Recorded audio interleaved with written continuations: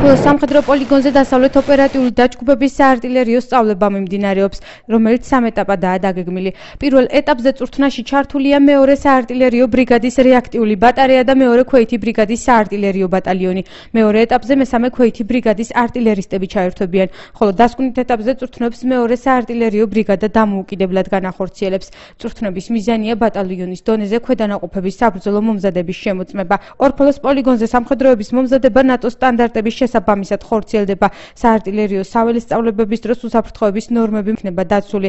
მომზადება 31 აგვისტოს დასრულდება. აღნიშნული სწავლების მიზანია საარტილერიო ქვედანაყოფების საბრძოლო მზადყოფნის შემოწმება საბრძოლო სროლებით ბატალიონის დონეზე.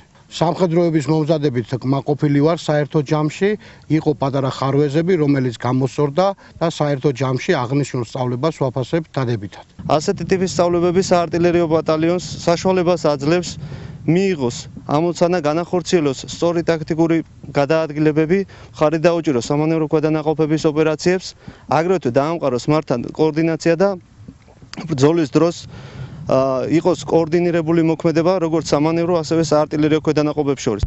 ბატარეა!